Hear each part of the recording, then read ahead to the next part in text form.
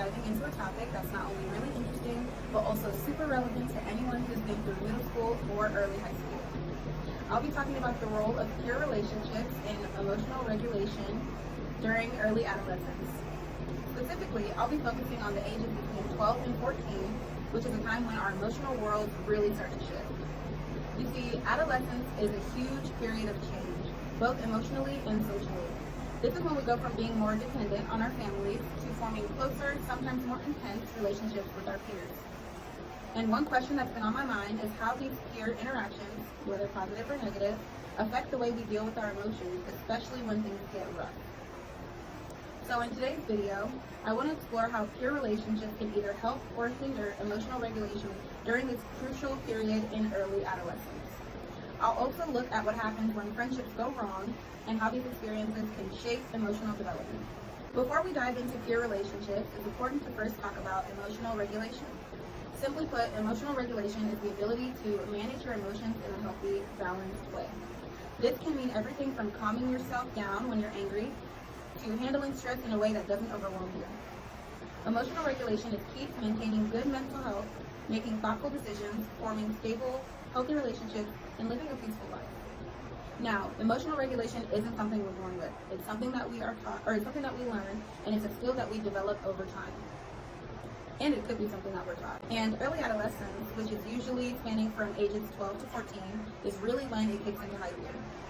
During this period, teens are not only experiencing physical changes like puberty, but their brains are also going through significant development, particularly in areas responsible for decision-making, self-control, and emotional processing.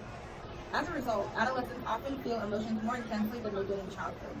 This makes the ability to regulate those emotions, whether it's anxiety, excitement, or frustration, especially important during these years. But what's interesting is that our ability to regulate emotions doesn't happen in a vacuum. Our social world, particularly peer relationships, plays a huge role in shaping how well we do this. Now let's get into how peer relationships come into play. Studies show that peers, friends, classmates, even acquaintances can become a major source of emotional influence during early adolescence. In fact, this is a period when influence of peers often outweighs the influence of parents. So when it comes to our emotional regulation, the friends we have, and even the people we don't get along with, it can have a profound effect. Let's start with the positive side.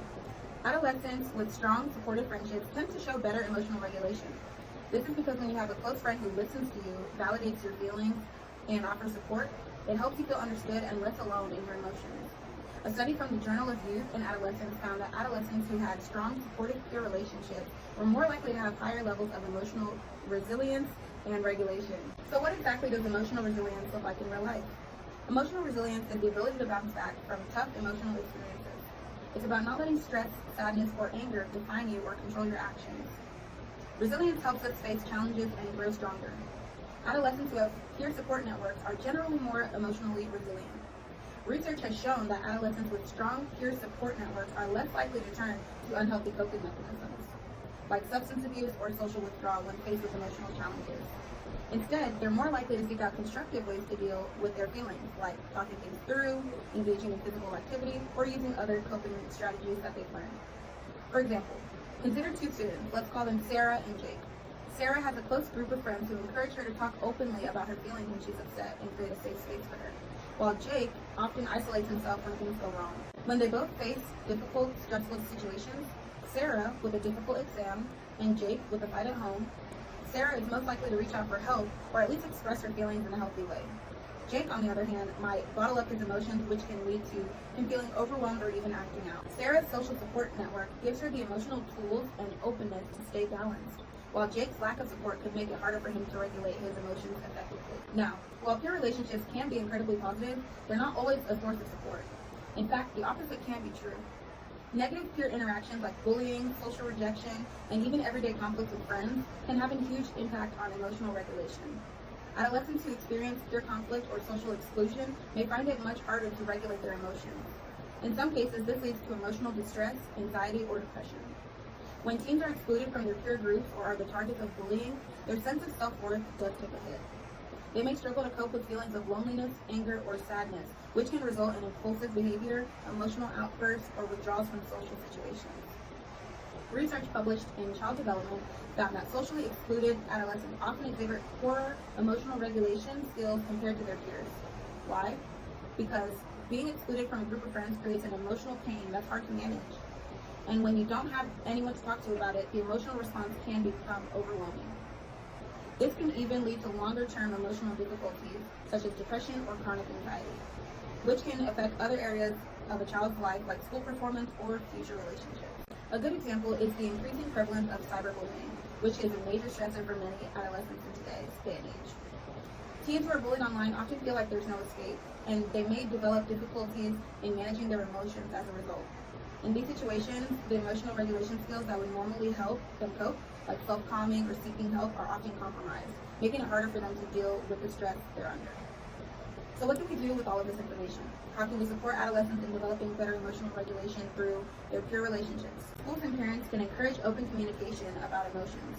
If school implements programs that teach kids to recognize their emotions, how to manage conflict, and how to offer support to their peers, it could make a big difference in helping adolescents learn better emotional regulation and creating safe spaces for students to discuss their feelings. Parents also play a crucial role. Encouraging open conversations at home about friendships, feelings, and how to handle stress can help teens feel more secure in their emotional development. Additionally, fostering a sense of community and encouraging positive, supportive friendships can protect against the negative effects of peer conflict. In conclusion, emotional regulation is a critical skill for adolescents, and peer relationships play a big central role in how well they develop this skill. Positive friendships can provide a safe space for emotional expression, leading to better emotional resilience. On the flip side, negative peer experiences like bullying or exclusion can hinder emotional regulation and lead to long-term emotional difficulties.